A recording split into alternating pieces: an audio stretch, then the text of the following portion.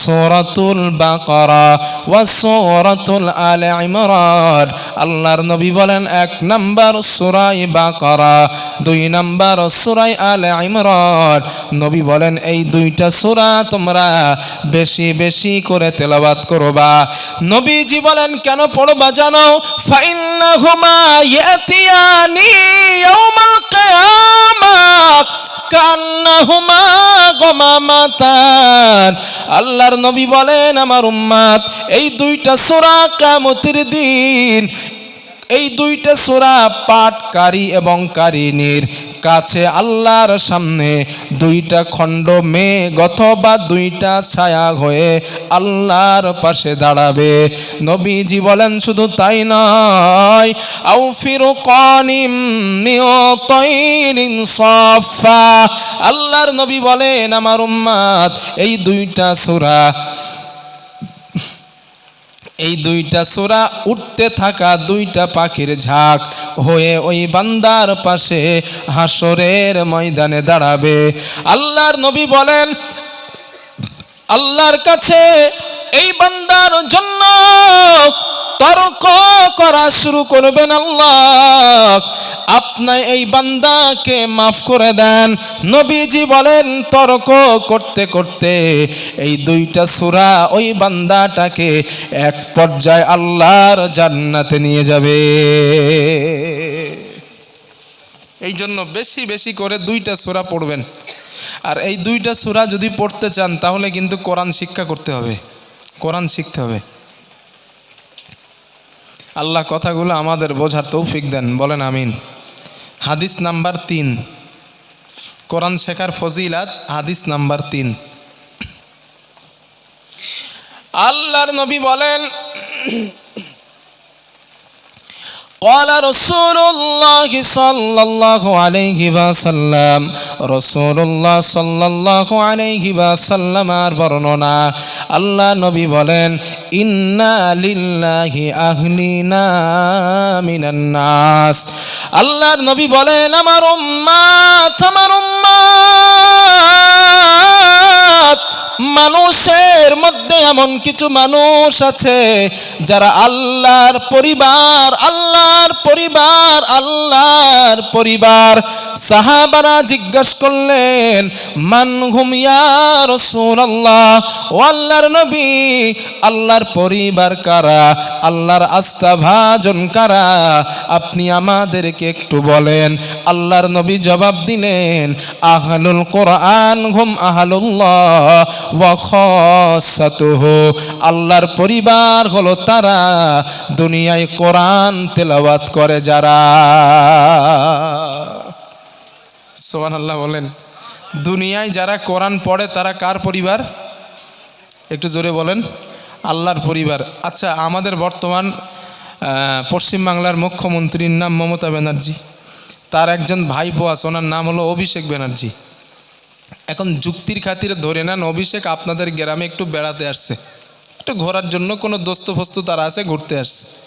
আপনারা তারা নিশ্চিত দেখতে যাবেন যে অভিষেক ব্যানার্জি আসছে, তারা একটু দেখি। শুধু দেখতে যাবেন তাই না, তানার সঙ্গে প্রশাসনও থাকবে। প্রশাসন মাঝে মধ্যে স্যালুটও দেবে, ঠিক তো ভাইয়া?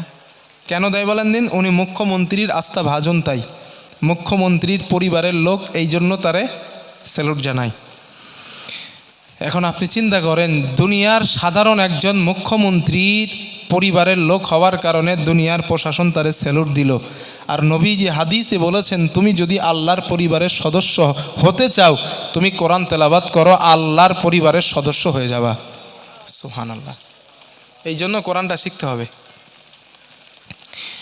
হাদিস নাম্বার 4, হাদিসটা খুব মজার হাদিস, একটু মন দিয়ে শোনেন, খুব মজা। আমরা যেভাবে বসে আছি ওইভাবে সাহাবাই কেরাম এবং রাসূলুল্লাহ সাল্লাল্লাহু আলাইহি ওয়াসাল্লাম বসা। এই স্টেজ ছিল না আর কি, এটা আমি এক্সাম্পল বলছি। এইভাবে সাহাবারা সামনে বসা, সাইডে বসা, নবীও বসা। ঠিক এমতো অবস্থায় একজন মহিলা সামনে থেকে নবীজির কাছে আসলেন। আসার পরে বলেন আহবাবতু লাকা নাফসি ইয়া রাসূলুল্লাহ, ও আল্লাহর নবী আমি নিজেকে আপনার কাছে হিবা করে দিতে চাই, মানে আমি আপনারে বিয়ে করতে চাই। এখন সাহাবায়ে কেরামও বসা, নবীকে বিয়ের প্রস্তাব দেয়, নবীর লজ্জা লাগবে না? এখন আপনার যদি এসে কেউ দেয় কিরম লাগবে? লজ্জা লাগবে, কারণ এতটা মানুষ আছে, মানুষের সামনে বিয়ের প্রস্তাব দিলে তো লজ্জা লাগাই স্বাভাবিক। তো হাদিসে আসছে যখন মেয়েটা বললেন আহবাবতু লাকা নাফসি ইয়া রাসূলুল্লাহ, হুজুর আমি আপনারে বিয়ে করতে চাই, তো নবীজি লজ্জায় মাথাটা নিচু করে নিয়েছেন। ওই মাহফিলের মধ্যে সাহাবাদের মধ্যে একজন গরিব সাহাবা, হাদিসে আসছে ইল্লাম ইয়াকুন ফি হাযা, একজন গরিব সাহাবা দাঁড়ালেন।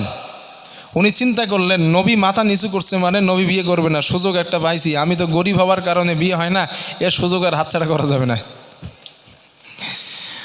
ওই সাহাবা বললেন ইয়া রাসূলুল্লাহ, ও আল্লাহর নবী, আপনি যদি নারীটাকে বিয়ে না করেন, জাউবিজিনিহা, নারীটা আপনি আমার সঙ্গে বিয়ে দিয়ে দেন।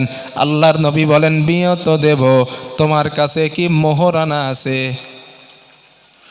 ওই সাহাবা জবাব দিলেন ওয়াল্লাহি লা ইয়া রাসূলুল্লাহ, ও আল্লাহর নবী, মোহরানা দেওয়ার মতো টাকা আমার কাছে নাই, আল্লাহর কসম। আল্লাহর নবী বলেন তাহলে বিয়ে কেমন করে হবে? মোহরানা দেওয়ার টাকা তো তোমার কাছে নাই, আর মোহরানা দেওয়া তো ফরজ। আল্লাহর নবী বলেন বিয়ে হবে না। সাহাবার মনটা খারাপ, নবী বুঝতে পারলেন। আল্লাহর নবী বলেন ও আমার সাহাবা, ইযহাব ইলা আহলিকা, তুমি তোমার বাড়িতে চলে যাও। ফানজুর হাল তাজিদু ইনদিকা মিন শাই, বাড়িতে গিয়ে দেখবা কোনো জিনিস যদি তুমি পাও, ওই জিনিসটা তুমি আমার কাছে নিয়ে আসবা। ওই জিনিসটার বিনিময় আমি নবী নারীটার সঙ্গে তোমাকে বিয়ের ব্যবস্থা করে দিব। হাদিসের মধ্যে আসছে নবীজি শুধু তাই বলেন নাই, আল্লাহর নবী বলেন ওয়ালাউ খাতিমান বিল হাদিদ, তুমি যদি বাড়িতে একটা লোহার আংটিও পাও, ওই আংটিটা তুমি আমার কাছে নিয়ে আসবা। ওই আংটির বিনিময় হলেও আমি নবীজি নারীটার সঙ্গে তোমাকে বিয়ের ব্যবস্থা করে দিব। সাহাবাটা চিন্তা করলেন এই সুযোগ তো হাতছাড়া করা ঠিক না, দৌড়ে বাড়ি গেছে। বাড়ি গিয়ে খোঁজ করলেন, কিছু পেলেন না। আল্লাহর নবীর কাছে ফিরে আসলেন, ইয়া রাসূলুল্লাহ, ও আল্লাহর নবী, আমার বাড়িতে কিছুই পাই নাই, আমার গায়ে যেই জামাটা আপনি দেখছেন, এই জামাটা ছাড়া আমার কাছে জাগতিক সম্পদ বলতে আর কিছু নাই। আল্লাহর নবী বলেন সাহাবা তাহলে বিয়ে কেমনে হবে? জামাটা যদি দিয়ে দাও, তুমি তো নিজের শরীরকে আবৃত্তি করতে পারলা না, সুতরাং মোহরানা দেওয়ার জিনিস তোমার কাছে নাই, তুমি চলে যাও। সাহাবার মনটা খারাপ, সাহাবা চলে যান। কিছু দূর যাওয়ার পর আল্লাহর নবী ডাকলেন সাহাবা এদিকে আসো। সাহাবাটা আসলেন। আল্লাহর নবী বলেন ও আমার সাহাবা, তোমার কাছে কোরআনের কোন সূরা কি মুখস্থ তুমি পারো? কোরআনের কোন আয়াত কি তোমার মুখস্থ রয়েছে? ওই সাহাবা জবাব দিলেন ইয়া রাসূলুল্লাহ, সূরাতুন মাই সূরাতুন কাযা ওয়া কাযা, আমার কোরআনের ওই সূরাগুলো আমার মুখস্থ হুজুর, ওই সূরাগুলো আমি পারি।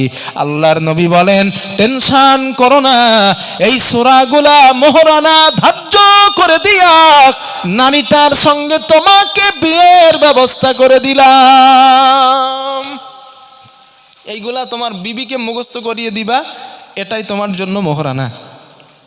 চিন্তা করেন ভাই, কিচ্ছু নাই, আছে শুধু নিজের কোরআনের কয়টা সূরা মুখস্থ, ওটার বিনিময় মোহরানা আদায় হয়ে গেছে। নবী বললেন যাও, এই সূরাগুলো তোমার বিবিকে মুখস্থ করিয়ে দিবা, এটাই তোমার জন্য মোহরানা। সুবহানাল্লাহ। তবে ভাই এ কথা বলে রাখা ভালো, আপনারা যেন আবার বলেন না হুজুর হাদিসের এবারাত সহ দলিল দিয়ে বলছে যে সূরা মোহরানা ধার্য করব, আগামীকাল বিয়ে করার সময় বলবো বউ দেখো তোমার সঙ্গে আমার চুক্তি, আমার ইন্না তাইনার কুলু সূরা মুখস্থ, এই দুইটা সূরা দিয়া মোহরানা ধার্য করলাম, বাসর রাত্রে মুখস্থ করিয়ে দিব, যাও।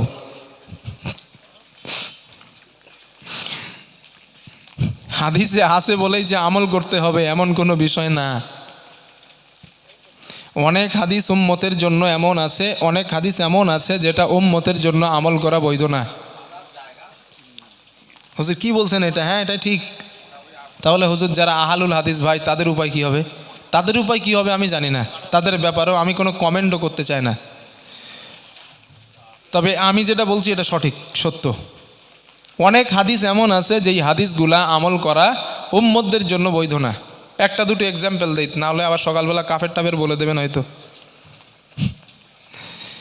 হাদিসের মধ্যে আছে রাসূলুল্লাহ সাল্লাল্লাহু আলাইহি ওয়াসাল্লাম তাহাজ্জুদের নামাজ পড়তেন। এইটা ভালো করে শোনেন।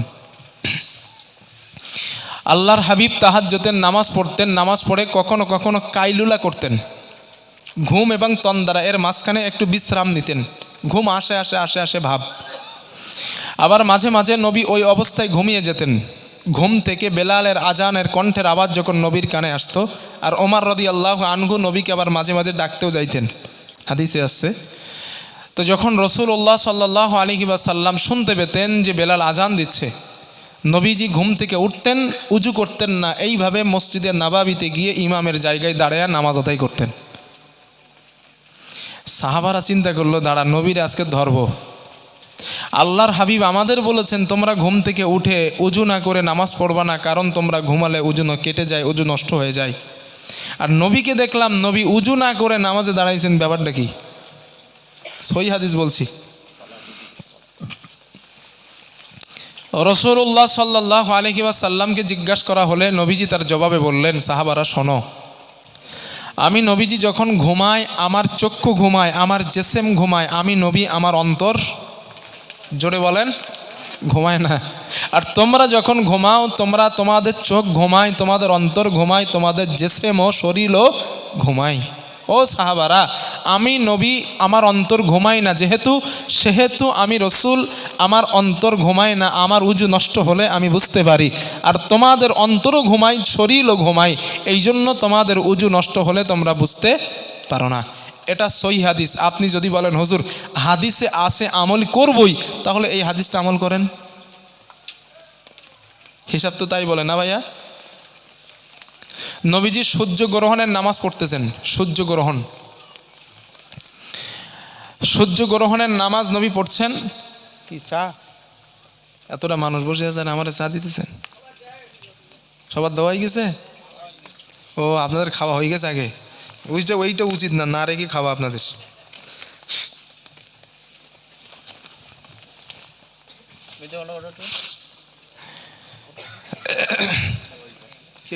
বৃষ্টি পড়ছে তাই? আচ্ছা, একবার একটুখানি দরুদ শরীফ পড়েন, না তো অমনোযোগী হলে আমার কথা বুঝতে সমস্যা হবে। একটু দরুদ শরীফ পড়েন। আল্লাহুম্মা চা জি, আপনারা একটা চা টন করুন। হ্যাঁ,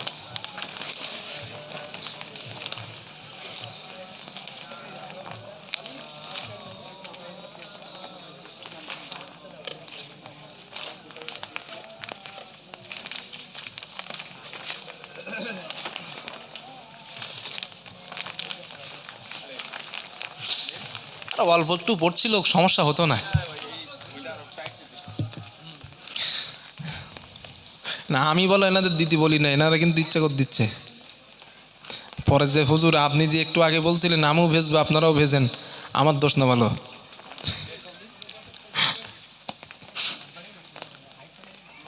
না আমার গায়ে পড়ছে, সব ভিজে যাচ্ছে, অসুবিধা নেই। তো যে কথা বলছিলাম, আল্লাহর হাবিব, অ্যাটেনশন প্লিজ, আমার দিকে মনোযোগ দেন। নবীজি সাল্লাল্লাহু আলাইহি ওয়াসাল্লাম সূর্য গ্রহণের নামাজ পড়ছেন। নবীজি নামাজ পড়া অবস্থায় আমার হাতের দিকে তাকান। নবীজি হাতটা নিয়ে নামাজের মধ্যে কি যেন ধরতে গেলেন, আবার পিছিয়ে আসলেন, আবার ধরতে গেলেন, আবার পিছিয়ে আসলেন। 3 বার এমন করেছেন। সাহাবাই কেরাম বলে, দাঁড়া, আজ নবীরে ধরবো। নবী নামাজের মধ্যে কি যেন ধরতে গেলেন, কেন এটা করলেন? নামাজ শেষ হবার পরে রসুলকে জিজ্ঞাসা করছেন, হুজুর আপনি এমনটা কেন করলেন? নবীজি জবাব দিলেন, সাহাবারা শোনো, আমি যখন নামাজের মধ্যে দাঁড়ানো, আল্লাহ আমার সামনে জান্নাতকে হাজির করেছিলেন। সুবহানাল্লাহ। আমি নবী দেখি ওই জান্নাতের মধ্যে মিশক আম্বরের ওই জান্নাতের মধ্যে আমি নবী দেখি জান্নাতের মধ্যে আঙ্গুরের থলি ঝুলতেছে। আমি চিন্তা করলাম যে আঙ্গুরের থলিটা একটা দুনিয়ায় নিয়ে আসি। আল্লাহর নবী সাল্লাল্লাহু আলাইহি ওয়াসাল্লাম বলেন, সাহাবারা আমি চিন্তা করলাম জান্নাতের জিনিস আমি আবার দুনিয়ায় নিয়ে আসব, এই মনে করে আমি আনলাম না। তবে সাহাবারা শোনো, ওই জিনিস যদি আমি ওই আঙ্গুরের থলিটা দুনিয়ায় আনতে পারতাম, কিয়ামত পর্যন্ত আমার উম্মতেরা ওই আঙ্গুর খেয়ে শেষ করতে পারতো না। এখন প্রশ্ন হলো, এটাও সহিহ হাদিস, বুখারীতে আছে হাদিসটা, হুজুর এটা হাদিসে আছে আমি আমল করবো, যদি আমল করতে হয় তাহলে নামাজের মধ্যে কি যেন ধরতে যেতে হবে, আর ধরতে গেলে শর্ত হলো সামনে জান্নাত থাকতে হবে।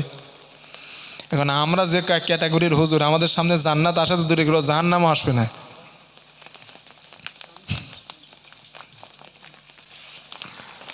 তাহলে এই হাদিসটা উম্মতের জন্য আমল করা বৈধ নয়, এটা নবীর জন্য খাস ছিল। এই জন্য এমন হাদিস দুনিয়ায় এমন আছে যে হাদিসটা এমন আছে যেটা উম্মতের জন্য বৈধ না, নবীর জন্য ওটা খাস ছিল। কথা বোঝাইতে পারছি? এই হাদিসের মধ্যে সাহাবার জন্য নবী সূরাকে মোহরানা ধার্য করলেন। এই সাহাবার জন্য কেন করলেন? নবীর ওই সাহাবার বাড়িতে একটা লোহার আংটির পরিমাণ সম্পদ ছিল না। এখন আপনি বলেন একটা লোহার আংটির দাম কত? 10 টাকা, মিনিমাম 10 টাকা হোক। এখন গোটা পৃথিবীতে একটা মানুষ খুঁজে দেখান তো যার বাড়িতে 10 টাকার মতো সম্পদ নাই, নাই তো একটা মানুষও নয়। তাহলে এই হাদিস আপনি বর্তমান আমল করবেন কি করে? কোন যুক্তিতে আমল করবেন? এই জন্য পাগলামি করার সুযোগ নেই, পাগলামি করার কোনো সুযোগ নেই। হাদিস দেখিয়ে মুসলিম কমিউনিটি, মুসলিম যুবকগুলোরে বলছে, আরে জানো এটা তো সহিহ হাদিস, ওর মাথায় দিয়েছে এক ঘোল পুরে। ও চিন্তা করলো, হাই হাই কথা তো সত্য, হাদিস তো সহি, তাহলে আমার এটাই মানা লাগবে। কিন্তু এই হাদিসের মান কি? এই হাদিসটা হাসান পর্যায়ের হাদিস কিনা, এই হাদিসটা রহিত হয়ে গেছে কিনা, এই হাদিসের ব্যাখ্যা আর পড়ে না। হাদিসে আছে, আর আপনি সাধারণ মানুষ জেনারেলে বিএ পাস করছেন, আপনার কাছে যখন মোবাইলের অ্যাপসের বুখারী শরীফ খুলে দেওয়া হয়, আপনি চিন্তা করেন হাই হাই কথা তো ঠিকই, আপনার ব্রেন ওয়াশ। এই জন্য হাদিস শাব্দিক ব্যাখ্যা পড়ে হাদিস বোঝা যায় না, শাব্দিক শব্দ অর্থ পড়ে হাদিস বোঝা যায় না। হাদিস বুঝতে গেলে হাদিসের ব্যাখ্যা পড়তে হয়। এত সহজে বাংলা বুখারী পড়ে যদি হাদিস বোঝা যাইতো, মাদ্রাসায় 14 বছর ডাল খাওয়া লাগতো না। ঠিক না ভাইয়া? আল্লাহ কথাগুলো বোঝার তৌফিক দেন, বলেন আমিন। হাদিস কটা বলছি আমি? 4টে না 5টা। হাদিস নাম্বার 6। আল্লাহর নবী বলেন, ক্বালা রাসূলুল্লাহ সাল্লাল্লাহু আলাইহি ওয়াসাল্লাম, রাসূলুল্লাহ সাল্লাল্লাহু আলাইহি ওয়াসাল্লামের বর্ণনা, আল্লাহ নবী বলেন, মাসালুল মুমিনিল্লাযী ইয়াকরাউল কুরআন। আল্লাহর নবী বলেন, আমার উম্মত দুনিয়ায় যেই ইমানদার, যেই মুসলমান, যেই মুত্তাকি নিয়মিত কোরআন তেলাওয়াত করলো, আল্লাহর নবী বলেন আমার উম্মত তার দৃষ্টান্ত আল্লাহর কাছে কেমন তোমরা জানো? সাহাবারা জিজ্ঞাসা করলেন, ইয়া রাসূলুল্লাহ, আল্লাহর কাছে তার দৃষ্টান্ত কেমন? নবীজি বলেন, কামা সালিল উতুরুজ্জা, মিষ্টি কমলা লেবুর মতো তার দৃষ্টান্ত। নবী কমলা লেবুর কথা কেন বললেন? আল্লাহর নবী এই জন্য বললেন, রিহুহা তাইয়্যিবুন ওয়া তা'মুহা তাইয়্যিবুন, কমলা লেবুর স্বাদ অনেক মিষ্টি, কমলা লেবুর সুঘ্রাণ অনেক সুন্দর। আল্লাহর নবী বলেন, আমার উম্মতেরা শোনো, যেই ইমানদার, যেই মুসলমান নিয়মিত কোরআন তেলাওয়াত করলো, কোরআন পড়লো, আল্লাহর কাছে তার দৃষ্টান্ত হলো মিষ্টি কমলা লেবুর মতো। সুবহানাল্লাহ বলেন। এরপরে আল্লাহর নবী বলেন, যেই ইমানদার, যেই মুসলমান, যেই মুত্তাকি কোরআন তেলাওয়াত করে না, ওয়া মাসালুল মুমিনিল্লাযী লা ইয়াকরাউল কুরআন, যেই ইমানদার, যেই মুসলমান নিয়মিত কোরআন পড়ে না, কোরআন শিখলো না, কোরআন তেলাওয়াত করলো না, আল্লাহর নবী বলেন আল্লাহর কাছে তার দৃষ্টান্ত হলো কামাসালিত তামরা, খেজুরের মতো। খেজুরের কোনো ঘ্রাণ নেই কিন্তু স্বাদ আছে, খেতে স্বাদ আছে। আল্লাহর নবী খেজুরের কথা কেন বললেন?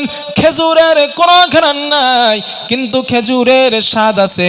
নবীজি বলেন কোরআন না পড়ার কারণে ওই ইমানদারের আল্লাহর কাছে কোনো ঘ্রাণ নাই, ইমান থাকার কারণে তার স্বাদ আছে। আর কোরআন না পড়ার কারণে আল্লাহর কাছে তার কোনো ঘ্রাণ নাই।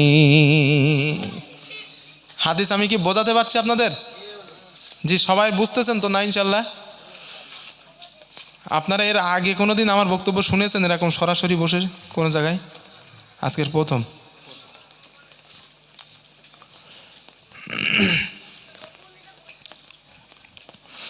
আল্লাহ যেন আমাদেরকে ওই মিষ্টি কমলা লেবুর মতো ইমানদার হবার তৌফিক দান করেন, বলেন আমিন। হাদিস নাম্বার 7। আল্লাহর নবী বলেন ক্বালা রাসূলুল্লাহ সাল্লাল্লাহু আলাইহি ওয়াসাল্লাম, রাসূলুল্লাহ সাল্লাল্লাহু আলাইহি ওয়াসাল্লামের বর্ণনা, আল্লাহর নবী বলেন লা তাজআলু বুয়ুতাকুম মাকাবির। নবীজি বলেন আমার উম্মত, তোমরা তোমাদের ঘরটাকে, তোমরা তোমাদের বাড়িটাকে কবর বানাবা না। কবর বানাবা না। নবী কেন এই কথা বললেন? আল্লাহর নবী বলেন ফাইন্নাশ শাইতানা ইয়াফিরু মিনাল বাইতিল্লাযী তাকরাউ ফীহি সূরাতুল বাকারা। আল্লাহর নবী বলেন যেই ঘরের মধ্যে সূরা বাকারা তেলাওয়াত করা হয় ওই ঘর থেকে শয়তান চিরতরের জন্য পালিয়ে যায়। যাদের বাড়ি জেনের সমস্যা, মেয়ের জেনের সমস্যা, ছেলেটার জেনের সমস্যা, বাড়িতে দুষ্টু জিনেরা উৎপাত করে, ঝামেলা করে, ডিস্টার্ব করে, আল্লাহর নবী বলেন আমার উম্মত টেনশন করো না, সকাল সন্ধ্যা সূরা বাকারা তুমি বাড়িতে তেলাওয়াত করা শুরু করে দাও। আল্লাহর ইশারায় তোমার বাড়ি থেকে দুষ্টু জিন এবং শয়তানগুলা পালিয়ে যাবে। হুজুরকে 10,000 টাকা দিয়ে তাবিজ করার দরকার নাই। কথা বুঝতেছেন না? 5,000 টাকা হুজুরে দিলাম, হুজুর একটা জেনের সমস্যা একটা তাবিজ দেন, 5,000 লাগবে, যাবার দরকার নাই। নবীর কথা আমল, নবীর হাদিসটা আমল করেন, আপনার বাড়ির জিনের সমস্যা দূর হয়ে যাবে ইনশাল্লাহ। ইসলাম খুব সহজ, আর আমরা মোল্লারাই কঠিন বানাইছি ইসলামটারে। এই হাদিসটা আমল করেন।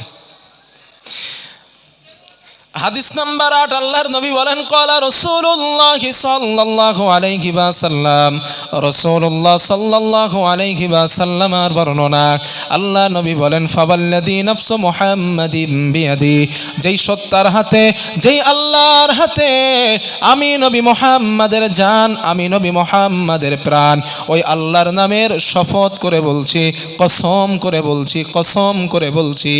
নবী কসম করতেছেন।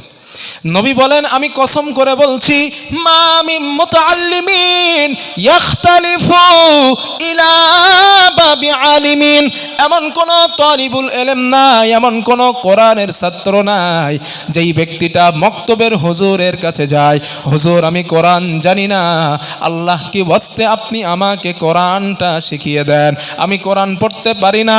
আল্লাহর নবী বলেন ওই মানুষটা এখনো নিয়মিত ছাত্র হতে পারে নাই, ওস্তাদের কাছে আসে আর চলে যায়, হুজুর আমি কোরআন জানতে চাই, আপনি আমাকে কোরআনটা শিখিয়ে দেন।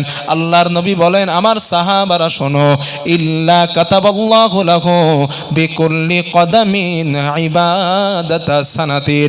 নবীজি বলেন সাহাবারা শোনো, একটা মানুষ একটা দিন নয়, দুইটা দিন নয়, তিনটা দিন নয়, একটানা 365টা দিন সারা রাত নফল নামাজ পড়লো, সারা দিন নফল রোজা করলো, ওই মানুষটার আমল নামায় যতটা সওয়াব হয়, আল্লাহর নবী বলেন যেই মানুষটা কোরআন শেখার জন্য মাদ্রাসায় অথবা মক্তবে যায়, ওর প্রতিটা কদমের বিনিময় আল্লাহ এক বছরের নফল ইবাদতের সওয়াব লিখে দেন।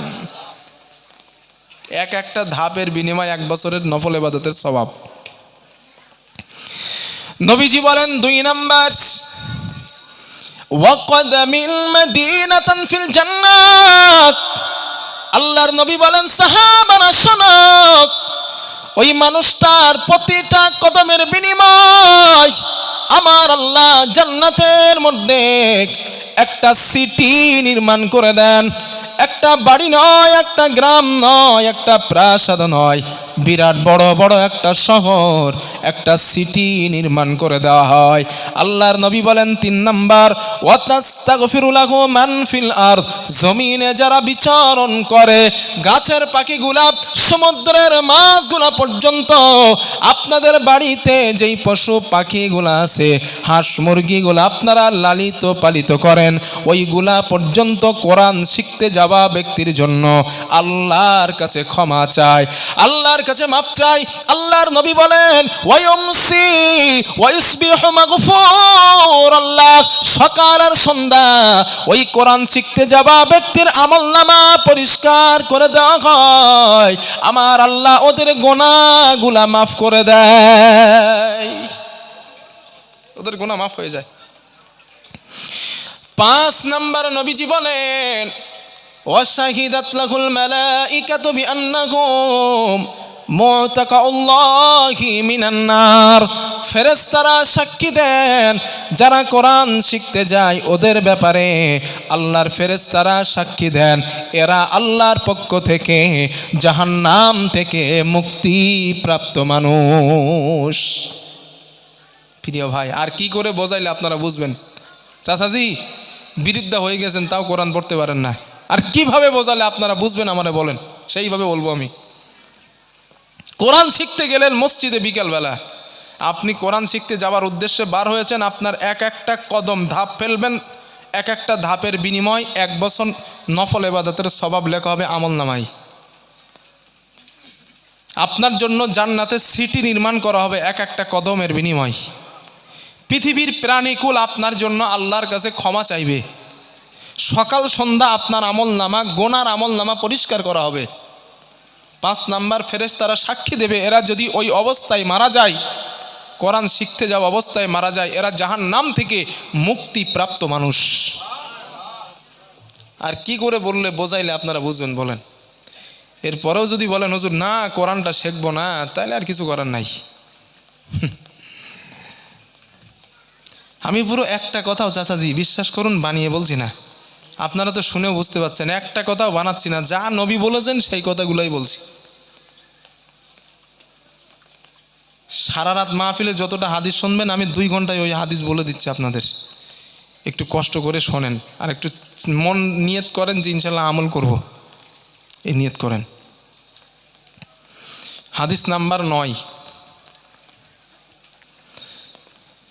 আল্লাহর নবী বলেন ক্বালা রাসূলুল্লাহ সাল্লাল্লাহু আলাইহি ওয়াসাল্লাম, রাসূলুল্লাহ সাল্লাল্লাহু আলাইহি ওয়াসাল্লাম বর্ণনা, আল্লাহ নবী বলেন, নবীজি বলেন যারা দিনে 5 ওয়াক্ত নামাজ আদায় করলো, লাম ইয়াকুম মিনাল গাফিলিন, আমার আল্লাহ তার নামটা গাফিলদের লিস্টের মধ্যে লেখে না। যে 5 বার 5 ওয়াক্ত নামাজ পড়ে দিনে, সে গাফিল না।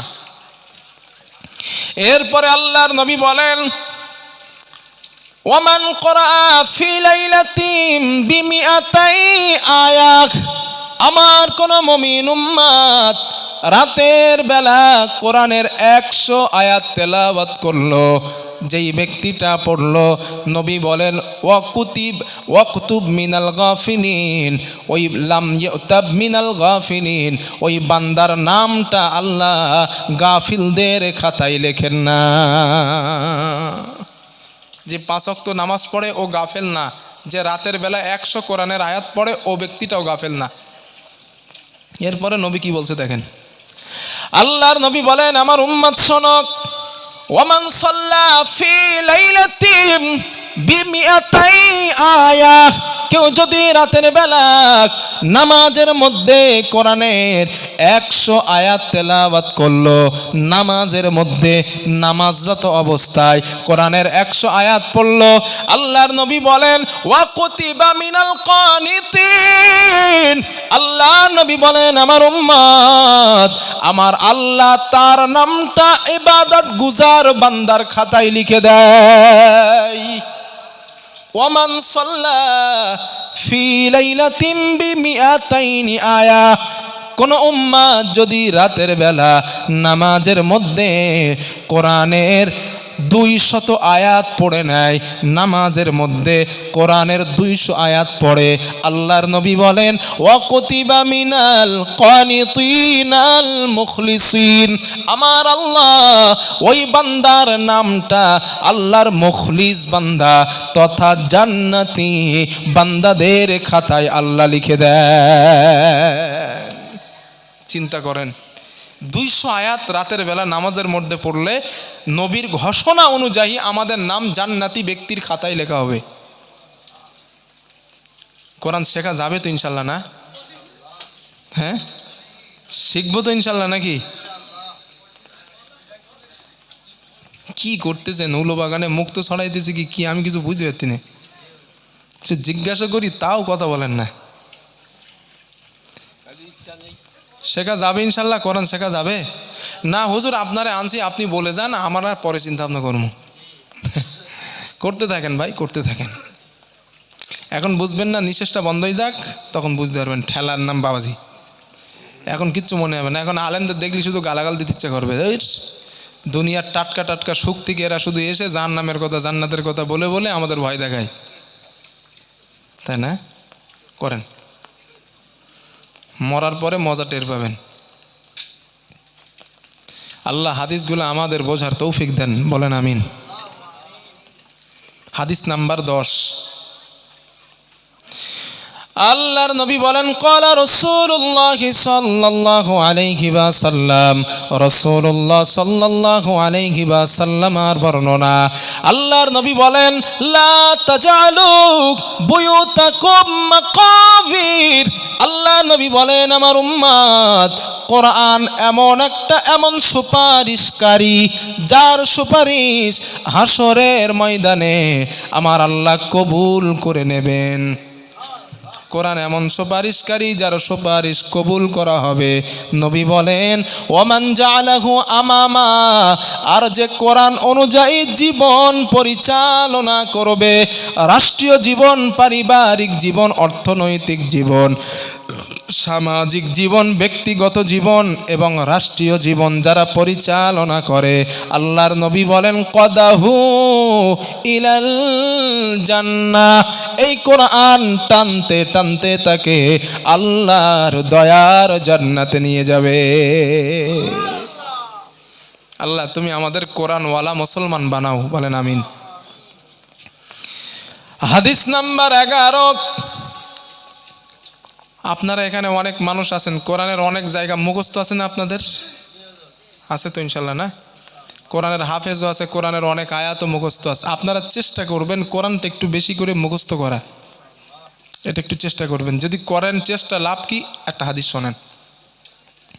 হাদিস নাম্বার 11, আল্লাহর নবী বলেন ক্বালা রাসূলুল্লাহ সাল্লাল্লাহু আলাইহি ওয়াসাল্লাম, রাসূলুল্লাহ সাল্লাল্লাহু আলাইহি ওয়াসাল্লামের বর্ণনা, আল্লাহ নবী বলেন কিয়ামতের দিন কোরআনওয়ালার সঙ্গে সাক্ষাৎ করবে, সাক্ষাৎ করে বলবে ও আল্লাহর গোলাম তুমি কি আমাকে চেনো?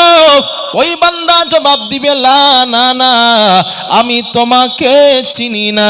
মানে কোরআনকে ওই বান্দা বলবে আমি তোমারে চিনি না। আল্লাহ নবী বলেন কোরআন জবাব দিবে আনা সাহিবুকাল কোরআন, আমি তোমার দুনিয়ার সাথী আল কোরআন। আল্লাযী আসবাহতুকা ফিল হাওয়াজির, রমজান মাসে দিনের বেলা আমি কোরআন তোমাকে খেতে দিই নাই, ও আসহারতু লাইলাতাক, রাতের বেলা আমি কোরআন তোমাকে ঘুমাতে দেই নাই। মানে রাত জেগে তুমি আমাকে তেলাওয়াত করেছিলে, আর দিনের বেলা রমজান মাসে না খেয়ে রোজা রেখেছিলে। আমি কোরআন দিনের বেলা তোমাকে খেতে দিই নাই এবং রাতের বেলা তোমাকে ঘুমাতে দেই নাই। আল্লাহর নবী বলেন ফায়ুতাল মুলকু বিয়ামিনিহি, হাফেজে কোরআনের ডান হাতে আল্লাহ জান্নাতের বাদশাহী দিয়া দিবে। শুধু তাই নয়, আল্লাহর নবী বলেন ওয়াল খুলদা, ইয়াসারিহি, হাফেজে কোরআনের বাম হাতে আল্লাহ জান্নাতে বসবাসের চিরস্থায়ী সার্টিফিকেট দিয়ে দিবেন। নবীজি বলেন গোলাম, আল্লাহর নবী বলেন আমার সাহাবারা শোনো, শুধু তাই নয়, ওয়ায়ুদাউ আলা রাসিহি তাজুর ওয়াকার, হাফেজে কোরআনের মাথায় আমার আল্লাহ সম্মানের মুকুট পরাবেন। আমি যখন হাফেজ হই কোরআনের, আমি হাফেজ হয়েছি চাপালি মাদ্রাসা থেকে, নূরপুর। তো ও যখন হাফেজ হই তখন আমার গোপের রেক নেয় নাই, মানে তখন বালেগো ভালো করে হয় নাই। আলহামদুলিল্লাহ। তো যেদিন আমার মাথায় পাগড়ি দিচ্ছে আমার মনে হচ্ছে যে না, আমি দুনিয়ার বাচ্চা আজকের। কেন, হাজার শশ মানুষ সামনে বসা আর আমার মাথায় হুজুরেরা পাগড়ি দিতেস, কিরম মজা লাগবে বলেন তো। তো এটা আমার কাছে মনে হয়েছিল, যাদেরকে পাগড়ি দেয়, আমি আলহামদুলিল্লাহ হাজার হাজার ছেলের এখন পাগড়ি পরাই। যত অনুষ্ঠান মাহফিলের প্রধান বক্তার দিয়ে পাগড়ি পরাই লোকে, অনেক ছেলের পাগড়ি পরিয়েছে জীবনে, অনেক ছেলের। তো তখন মনে হয় যে যা পাগড়ি পরায়, যখন মনে হয় যে আমার মতন দুনিয়ায় সুখী ব্যক্তি আর কেউ নাই, আনন্দিত কেউ নেই, এরকম মনে হয়। আল্লাহর নবী বলেন, এটা তো দুনিয়ায় আনন্দ পাইছো, কিয়ামতের দিন আমার আল্লাহ ওয়ায়ুদাউ আলা রাসিহি তাজুর ওয়াকার, আমার আল্লাহ সম্মানের মুকুট, নূরের মুকুট তোমার মাথায় পরাবেন। হাফেজে কোরআনের মাথায় হাসরের মাঠে আল্লাহ নূরের মুকুট পরাবেন।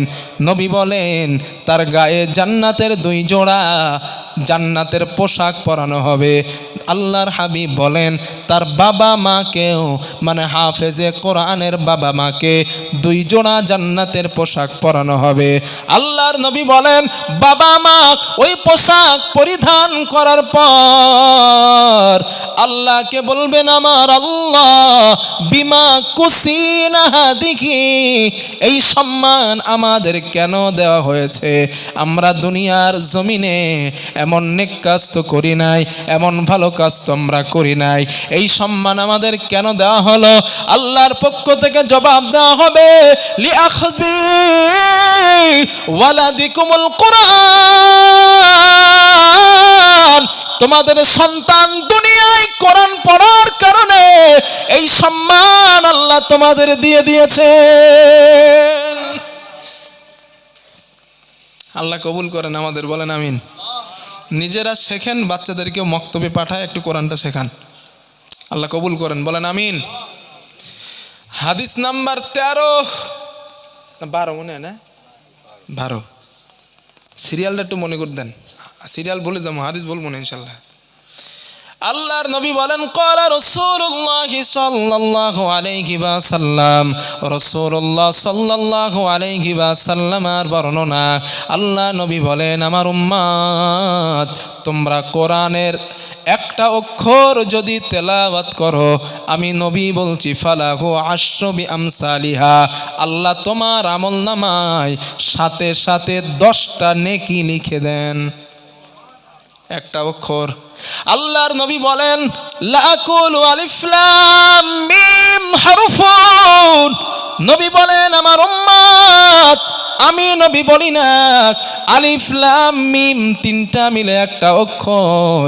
নবী বলেন লাকিন আলিফুন হারফুন, আলিফ হলো একটা অক্ষর, মিম হারফুন, মিম হলো আর একটা অক্ষর, লাম হলো আর একটা অক্ষর। নবী বলেন এক একটা আলাদা আলাদা অক্ষর, একটা অক্ষর তুমি পাঠ করবা, সাথে সাথে তোমার আমল নামায় আমার আল্লাহর পক্ষ থেকে 10টা নেকি লেখা হয়ে যায়।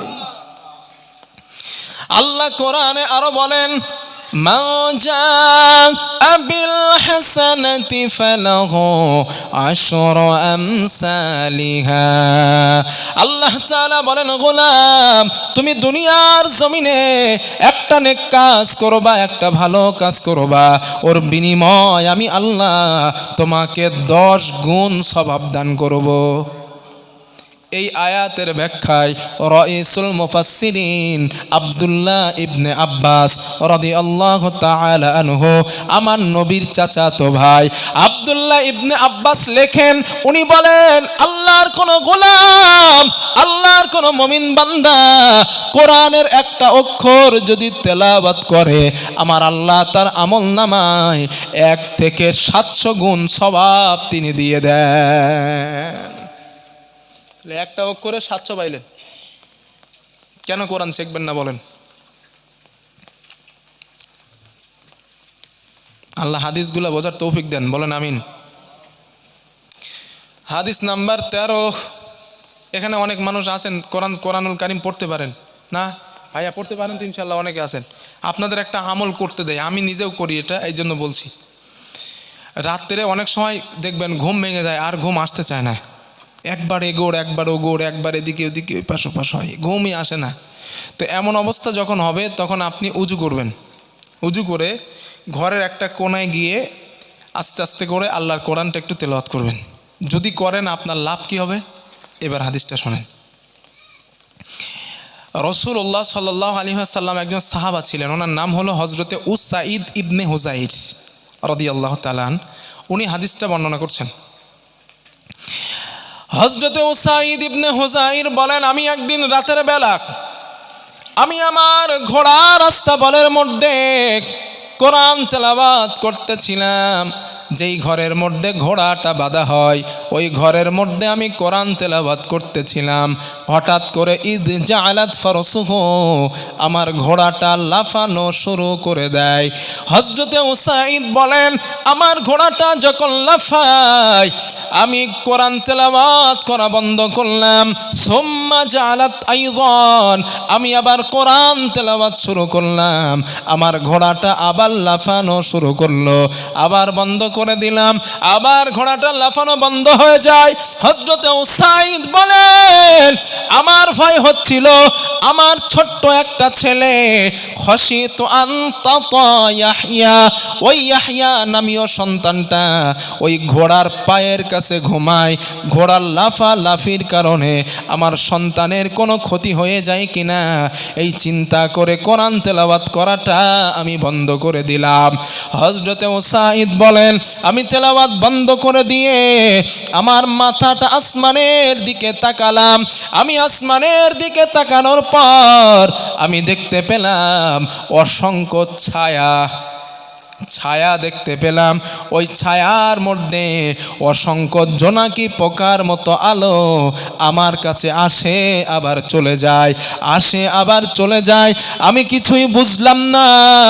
সকালবেলা আল্লাহর নবীর কাছে গেলাম, রাসূলকে বললাম, ইয়া রাসূলুল্লাহ, ও আল্লাহর নবী, আমি কোরআন তেলাওয়াত করতেছিলাম, আমার ঘোড়াটা লাফায়, আমি আবার বন্ধ করে দিলাম, আমার ঘোড়াটা লাফানো বন্ধ করে দেয়। হুজুর, এই যে আমার ছেলে ইয়াহইয়া দাঁড়ানো, আমার ভয় হচ্ছিল ঘোড়ার লাফালাফির কারণে আমার ইয়াহইয়ার কোনো ক্ষতি হয়ে যায় কিনা। এই চিন্তা করে আমি কোরআন তেলাওয়াত করাটা বন্ধ করে দিলাম। আর দিয়ে দেখলাম আকাশের দিকে ছোট ছোট নূর জোনাকি পোকার মতো আলো আমার কাছে আসে আবার যেন চলে যায়। ইয়া রাসূলুল্লাহ, ও আল্লাহর নবী, আপনি আমাকে বলুন ওই নূরগুলো কারা, ওই নূরের পরিচয়টা আমাকে দেন। আল্লাহর নবী বলেন, সাহাবা উসাইদ, যেই নূরগুলো তুমি দেখেছো ওই নূরগুলো অন্য কেউ নয়, তিলকাল মালাইকা, আল্লাহর ফেরেশতারা তোমার মুখে কোরআন তেলাওয়াত শুনছিল। তুমি কতটা ভুল করেছো তুমি জানো? উসাইদ বলেন, হুজুর কেন? বলে, তেলাওয়াত বন্ধ করে কতটা ভুল তুমি করছো জানো? হযরতে উসাইদের জবাবে নবী বলেন, লাউ করাতা লা আসবাহতা হাত্তা ইয়ারাখান নাস মা তাস্তাদিরু মিনহুম। ও আমার সাহাবা উসাইদ, তুমি যদি সারা রাত কোরআন তেলাওয়াত করতে, তেলাওয়াত তুমি বন্ধ না করে দিতে, সকালবেলা ফজরের সময় মুসল্লিরা যখন নামাজের জন্য মসজিদের মধ্যে আসতো, আল্লাহর বান্দারা আমার সাহাবারা যখন আসতো, আল্লাহর ফেরেশতাদেরকে তারা স্বচক্ষে দেখতে পেত। প্রিয় ভাইরা, যদি কিসমত ভালো হয়, রাত্রে উঠে একা একা যখন কোরআন পড়বেন, কিসমত যদি ভালো হয়, আল্লাহর ফেরেশতাদের দুনিয়াতেই দেখতে পাবেন ইনশাল্লাহ। আল্লাহর নবীজি আগে সতর্ক করছেন, এরকম যদি কিছু দেখো ওটা ভয় পাবা না, ওটা আল্লাহর ফেরেশতারা। এই জন্য রাত্রে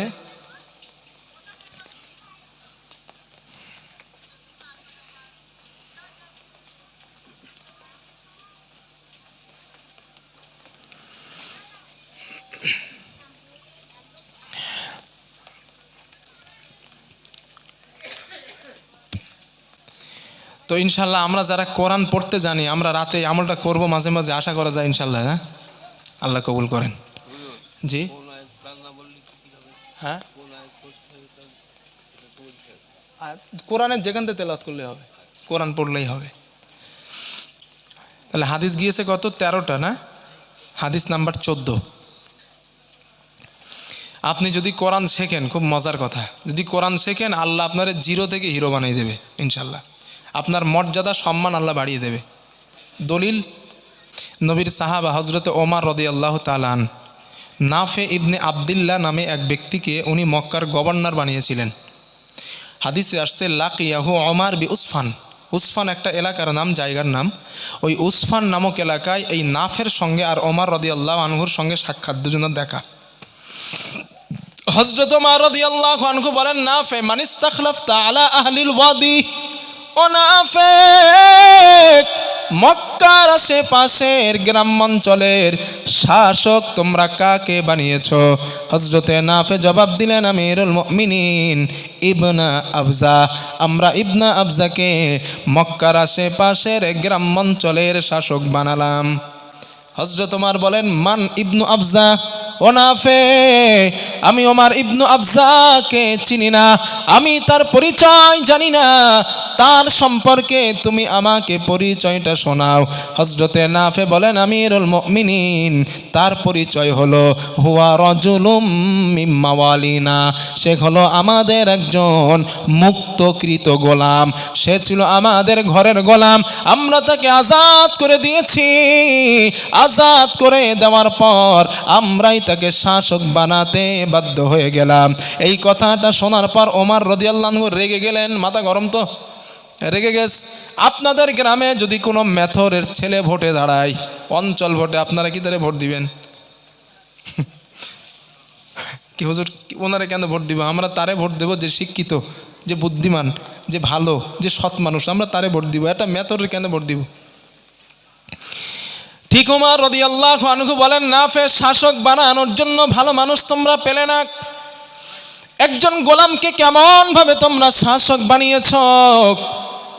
হযরতে নাফে কথাটা শোনার পরে বললেন, আমিরুল মুমিনিন, ওই গোলামটা কোনো সাধারণ গোলাম না, ওই গোলামটার মধ্যে এমন ভালো 3টা কোয়ালিটি রয়েছে, এমন ভালো 3টা বৈশিষ্ট্য রয়েছে, যেই বৈশিষ্ট্য থাকার কারণে আমরা তাকে শাসক বানাতে বাধ্য হয়ে গেলাম। হযরত ওমর বলে, আমারে শোনাও তো দেখি। হযরতে নাফে জবাব দিলেন, আমিরুল মুমিনিন, 1 নম্বর কোয়ালিটি, ইন্নাহু লাকারিউল লিকিতাবিল্লাহ, ওই গোলামটা আল্লাহর কোরআনের বিশেষ অভিজ্ঞ ব্যক্তি। দুই নাম্বার আলিমুম বিল ফারাইজ, ওই গোলামটা ফারাইজ বিদ্যায় বড় দক্ষ। তিন নাম্বার কাজিম, লোকটা বিচার জানে খুব ভালো। এক নাম্বার কোরআনের বিদ্যায় দক্ষ, দুই নাম্বার ফারাইজ বিদ্যায় দক্ষ, তিন নাম্বার বিচার জানে খুব ভালো। এই তিনটা গুণ থাকার কারণে আমরা তাকে শাসক বানাতে বাধ্য হয়ে গেলাম।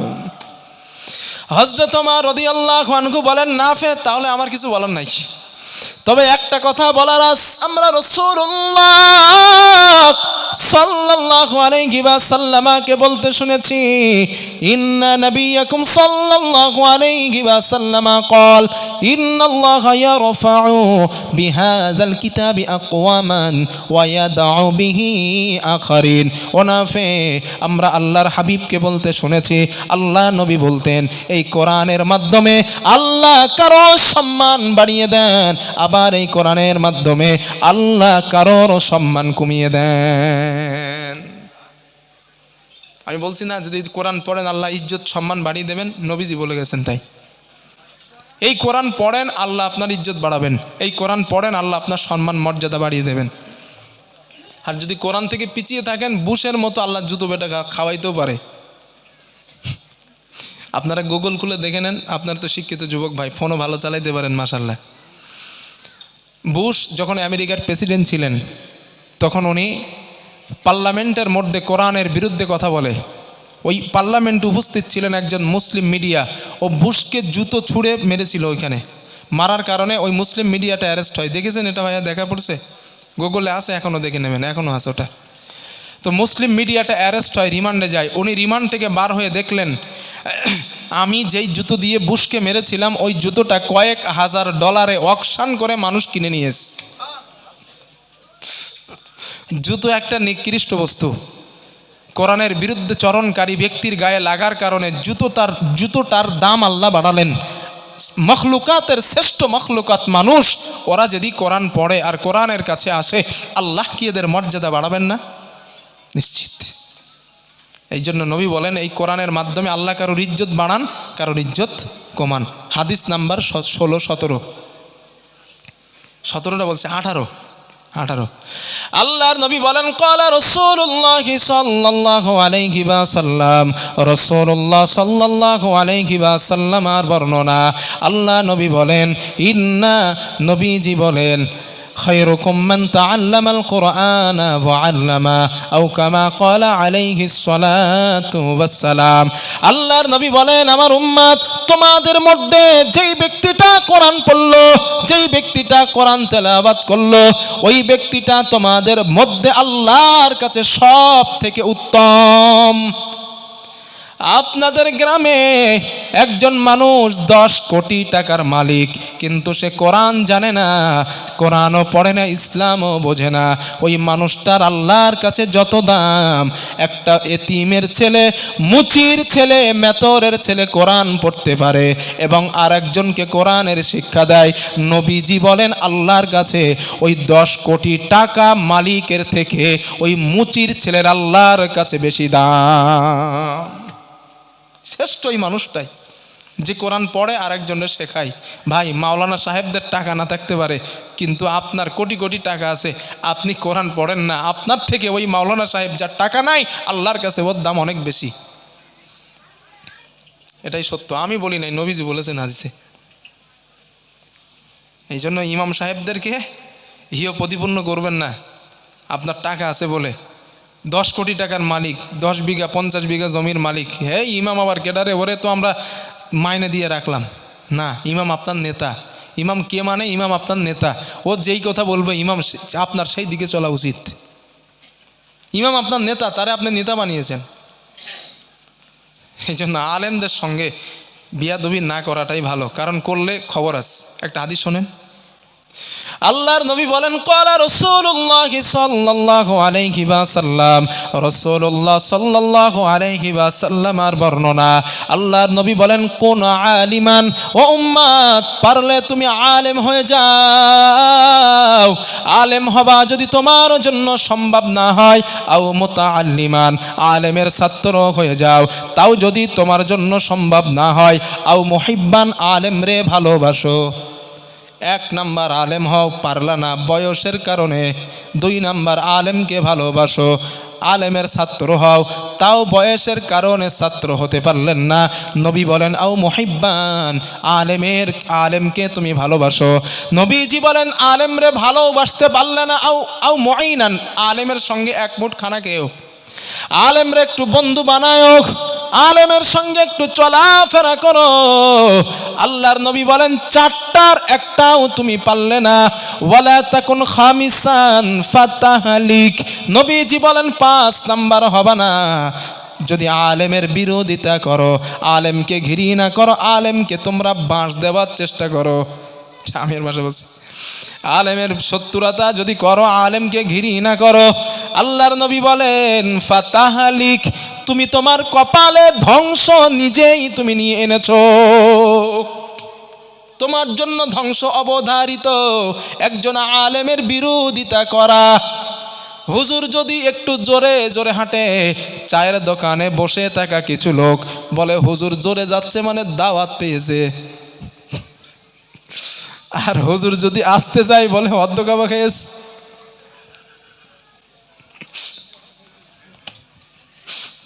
আমাদের কোনো সুখ নাই, জোরে গেলি বলে দাওয়াত পাইছে, আসতে গেলি বলে অর্ধকাবা খাইছে, যাবো কোথায় আমরা?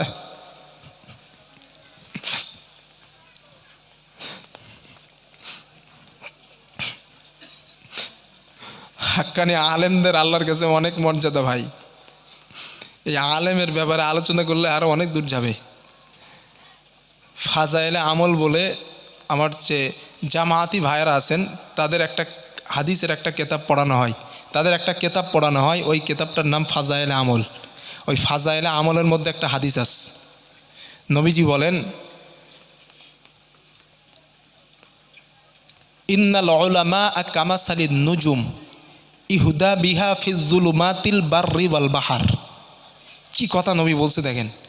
নবীজি বলেন গভীর রাত্রে সমাজের হাক্কানি আলেমরা হলো আকাশের তারকা সাদৃশ। খুব মন দিয়ে শোনেন, আকাশের তারকা যেমন সমাজের হাক্কানি আলেমরা তেমন। নবীজি এবার দৃষ্টান্ত দিচ্ছেন দেখেন।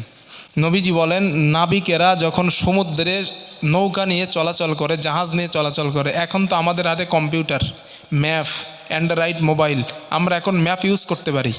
কিন্তু এখান থেকে 100 বছর আগে যখন ম্যাপ ছিল না, তখন ছিল মানুষ সমুদ্রে, নাবিকেরা সমুদ্রের তারকা দেখে দেখে পথ নির্ণয় করত, তারকা দেখে গন্তব্য নির্ণয় করতেন। তো আল্লাহর নবী বলেন আকাশের তারকা সাদৃশ সমাজের আলেমরা। ওই গভীর রাত্রে যদি নাবিকেরা তারকা হারিয়ে ফেলে মেঘচ্ছন্ন হবার কারণে, নাবিকদের তারকা হারিয়ে যাবার কারণ হলো তাদের রাস্তা হারিয়ে গেছে, তারা বিপদে পড়ে যাবে। ঠিক একইভাবে নবী বলেন সমাজের আলেমরা হলো আকাশের তারকা সাদৃশ। ওদের থেকে যখন মানুষ পিছিয়ে আসবে, ওদের থেকে মানুষ অ্যাবাউট করে চলবে, ওদের থেকে সাধারণ মানুষ কেটে যাবে। যেমন নাবিকেরা তারকা হারিয়ে ফেললে রাস্তা হারিয়ে ফেলছিল, ঠিক সাধারণ মানুষগুলা আলেমদের থেকে দূরে আসার কারণে ওরা হেদায়েতের রাস্তা, সঠিক রাস্তা, জান্নাতের রাস্তা, আল্লাহর রাস্তা হারিয়ে ফেলবে। চিন্তা করতেছেন কি কথা নবী বলছেন? এই জন্য প্রিয় ভাইরা, আলেম যদি সম্ভব, এখন বয়স হয়েছে, না হওয়া হয়, সম্ভব যদি না হয়, এতটুকু দাবি করছে আপনাদের কাছে, কোরআনটা একটু শেখেন। আর যদি কোরআন সিনায় না থাকে, আপনি ঘৃণিত মানুষ একটা। আর একটা হাদিস শোনেন, আল্লাহর নবী বলেন ক্বালা রাসূলুল্লাহ সাল্লাল্লাহু আলাইহি ওয়াসাল্লাম, রাসূলুল্লাহ সাল্লাল্লাহু আলাইহি ওয়াসাল্লামের বর্ণনা। আল্লাহর নবী বলেন ইন্নাল্লাযী লাইসা ফি জাওফিহি শাইউম মিনাল কুরআনি কাল বাইতিল খারিব আও কামা ক্বালা আলাইহিস সালাতু ওয়াস সালাম। আল্লাহর নবী বলেন, আমার উম্মত, যেই মানুষটার মধ্যে কোরআন নাই, যার স্মৃতির মধ্যে কোরআন নাই, যার দেহের মধ্যে কোরআন নাই, ওই মানুষটা কেমন তোমরা জানো? আল্লাহর নবী বলেন, একটা বিরান বাড়ি, একটা ছাড়া বাড়ি, যেই বাড়িতে বছরের পর বছর মানুষ থাকে না, ওই বাড়িতে জিন বসবাস করে, ওই বাড়িতে বিচ্ছু পোকামাকড় সাপ নোংরা আবর্জনা থাকে। ঠিক কিনা বলেন? নবী বলেন, যার স্মৃতির মধ্যে কোরআন নাই, যার দেহের মধ্যে কোরআন নেই, ওই দেহটা হলো ওই সারা বাড়ির মতো, বিরান বাড়ির মতো। আল্লাহর নবী বলেন, বিরান বাড়িতে যা থাকে, যার দেহের মধ্যে কোরআন থাকে না, আল্লাহর হাবিব বলেন তার দেহের মধ্যে তাই থাকে। এই জন্য আপনারা দেখবেন সমাজের যত রাহাজানি করে যত সন্তান, মোস্তানি করে যত ছেলে, নামাজ কালাম পড়ে না, নারীদের ইফটিজিং করে, নারীদের ধর্ষণ করে, রাস্তায় দাঁড়িয়ে মদের বোতল হাতে নিয়ে পান করে, একটা ছেলের মধ্যে আল্লাহর কোরআন নাই। যদি কোরআন থাকতো ও কখনো রাস্তায় দাঁড়িয়ে ওপেনে মদ খাইতো না। কোরআন নাই মানে নবীর দৃষ্টান্তটা বোঝেন, বিরান বাড়িতে আবর্জনা থাকে, জিন থাকে, খারাপ জিনিস থাকে। যার মধ্যে কোরআন নাই, দুনিয়ার যত অন্যায় কাজ তার মধ্যে ওইগুলাই থাকে। ঠিক কিনা বলেন? এই জন্য আল্লাহ আমাদেরকে কোরআন শেখার তৌফিক দেন, বলেন আমিন। আরো জোরে বলেন আমিন। একবার একটু কলেমার জিকির করেন দিন, মন খুলে উচ্চ আওয়াজ করে করেন। সুবহানাল্লাহ ওয়ালহামদুলিল্লাহ ওয়ালা ইলাহা ইল্লাল্লাহ, সুবহানাল্লাহ ওয়ালহামদুলিল্লাহ ওয়ালা ইলাহা ইল্লাল্লাহ, লা ইলাহা ইল্লাল্লাহ মুহাম্মাদুর রাসূলুল্লাহ সাল্লাল্লাহু। কে বুঝিবে হে দুঃখ আমার, ও গো মাবুদ তুমি ছাড়া। ভাই একটু ইকো দেন দিন। কে বুঝিবে হে দুঃখ আমার, ও গো মাবুদ তুমি ছাড়া। কাকে শোনাই ব্যথা বিরহের,